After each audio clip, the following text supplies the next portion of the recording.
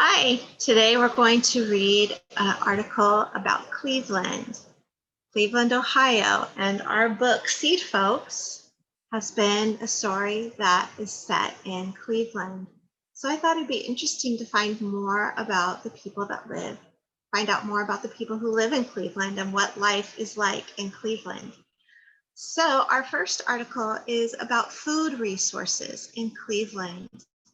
And you can see here the name of the article is Rid All, shows us how to create a green oasis in a segregated city, Cleveland champions. So I'm going to go help you. I'm going to read the article with you. We're going to go through it, kind of explain it to you to help you understand, because this is a different kind of reading than we've been doing in Seed Folks. So I just want to help you out. So let's look at the title first. So Cleveland Champions, this part right here, is about heroes, people who live in Cleveland that are doing really good work. And all the articles that we're going to read for the rest of the semester are going to be about these Cleveland champions, these heroes of Cleveland that are doing great work.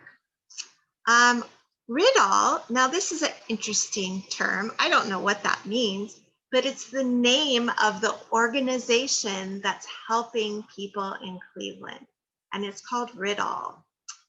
So I don't know what it means, but the thing that they're working on is food resources. So it talks about creating a green oasis, And if you close your eyes, you can imagine a green garden with beautiful plants and lots of food growing. So that's what a green oasis is. And let's look at this term here, segregated city. And as we've seen from our video, it seems like Cleveland is two separate cities. The nice one with beautiful buildings, and the other city that needs a lot of help. It has broken down old buildings, a lot of trash, crime. So there's the segregated city. There's the wealthier people and the poorer people. Maybe white people and the African American people, or the rich people and the immigrants, right? So there's some separation. That's what segregation means, separation. Okay, so let's look at this article about food resources in Cleveland. So we have a nice picture here of a guy. I'm going to start right here. Number one, this information up here is just background information about how it's about Cleveland. So Cleveland, Ohio. The psychedelic autumn foliage sends the signal of the growing season across the Rust Belt states as farmers wind down for the winter chill. Did I say signals the end? Signals the end. So that means we have these autumn colors, these fall colors, and we know that's the end of growing season because winter's coming. And in Cleveland, it snows.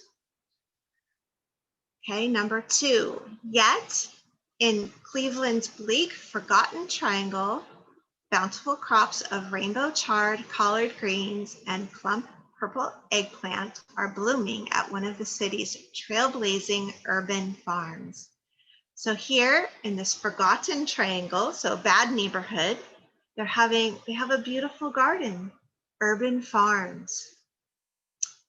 Number four, in a segregated city impoverished by generations of institutional racism, food deserts, and urban decay, now there's an arable green oasis.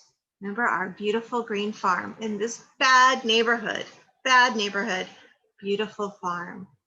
The farm, created by the nonprofit Rid All Partnership, name of the group, is striving to change eating habits in a city where health inequalities disproportionately blights African American communities.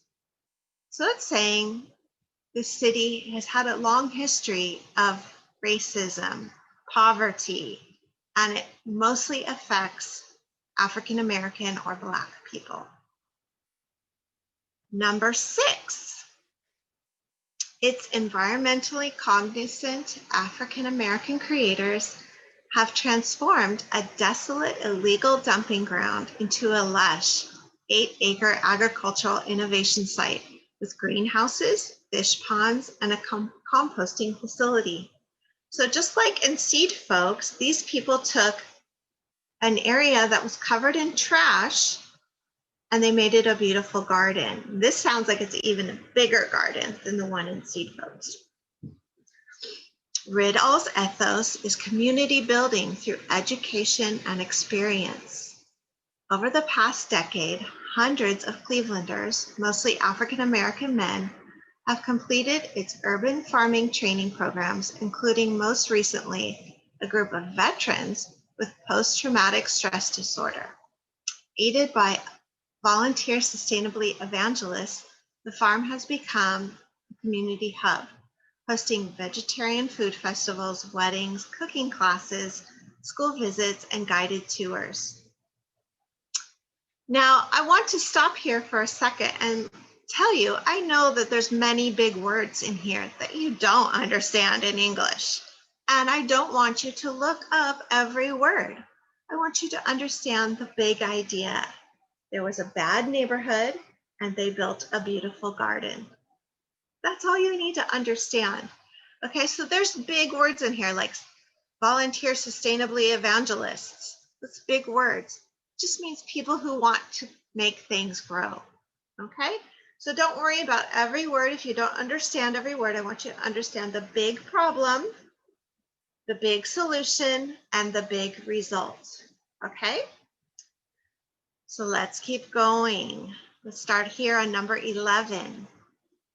The idea was to show people how to turn vacant urban plots into green spaces that generate community pride and economic opportunities, said co-founder Randy McShepard.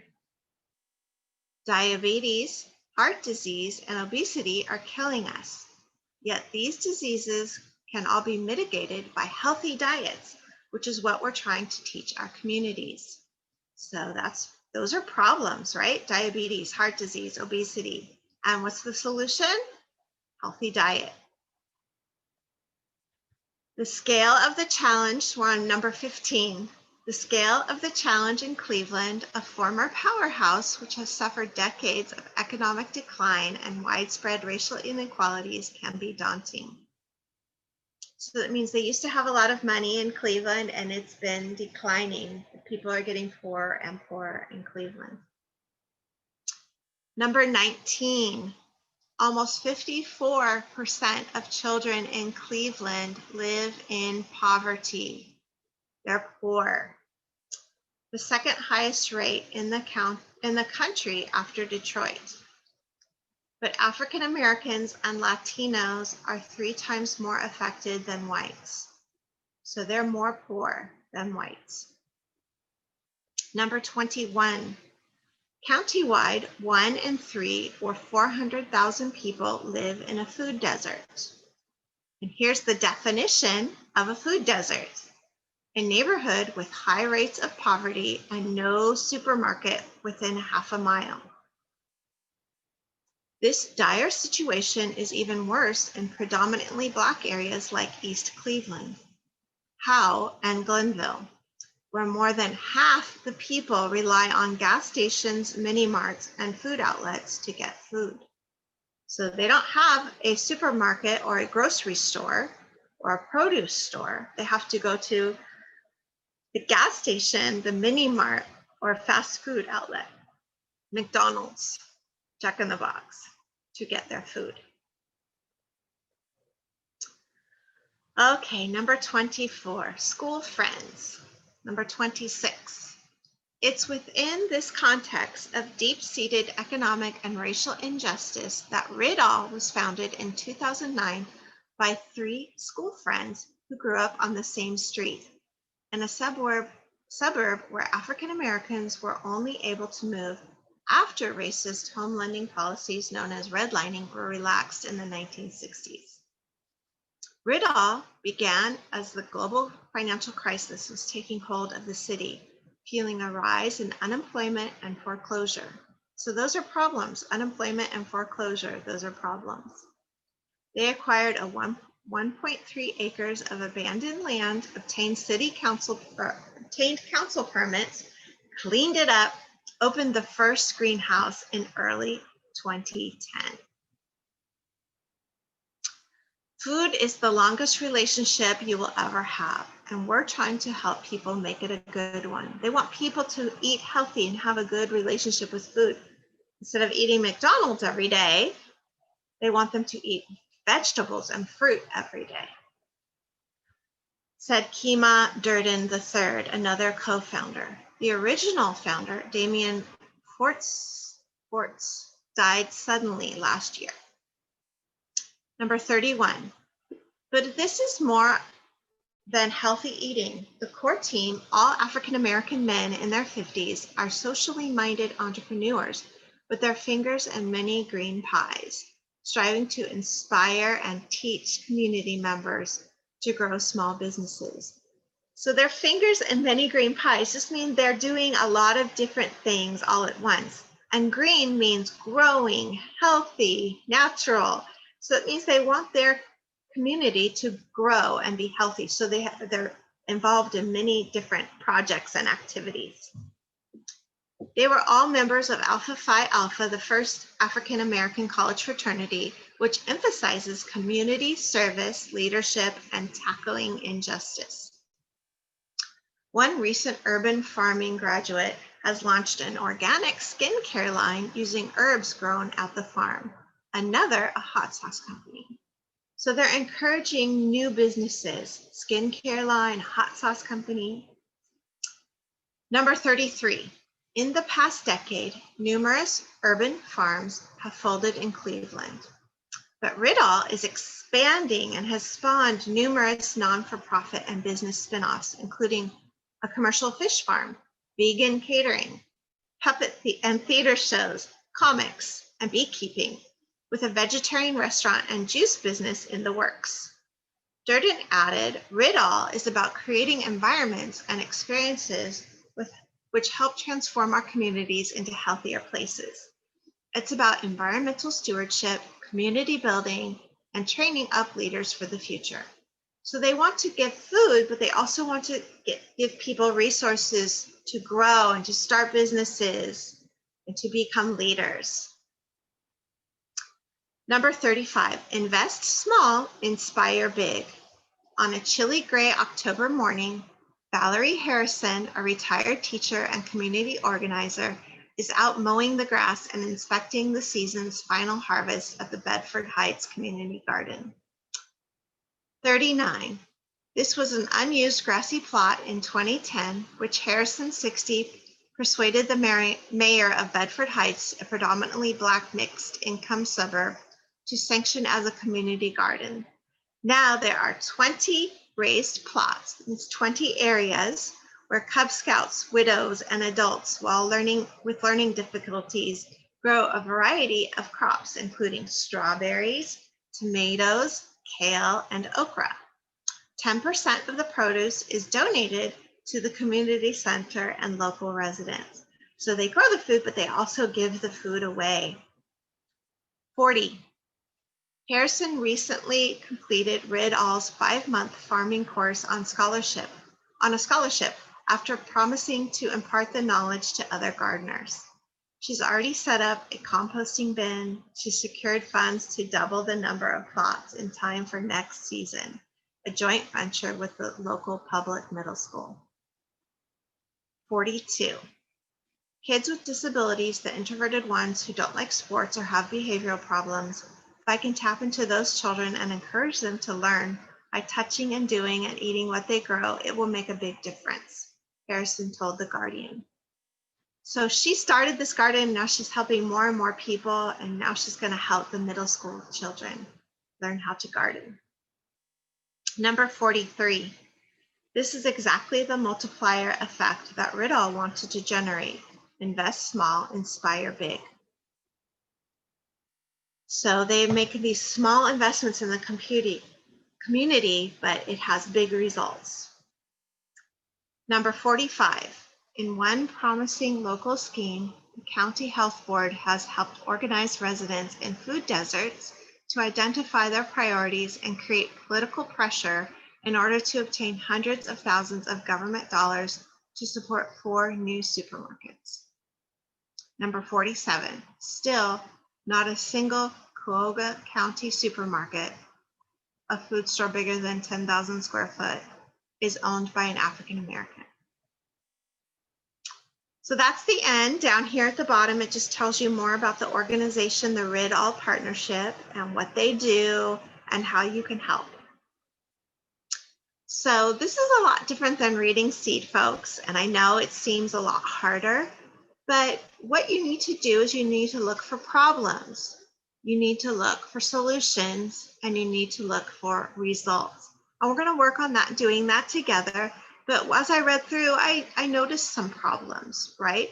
The food desert, there's no food. Racism, urban decay, the buildings falling down, illegal dumping on the lots, the vacant lots,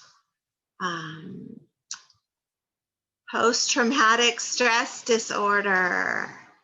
That's a problem. Other problems that we have in here: diabetes, heart disease, obesity, 79% or more likely to die from diabetes. 54% of children live in poverty. 400,000 people live in a food desert. There's a global financial crisis for a rise in unemployment and foreclosures. Foreclosures when they take away your house or your business. Abandoned land. So all of these things, kids with disabilities, kids who don't like sports, kids who have behavioral problems, these are all problems that are listed in this article. So you have a good idea of where to start with the problems. Now let's look for the solutions that Rid All tried to provide. What did Rid All do to provide solutions? And then finally, did it work? Let's look at the results. Did more people get food? Did more people living healthy? So that is our first article. And we're going to read some more interesting articles every week for the rest of the semester. And I hope you enjoy it. Thank you.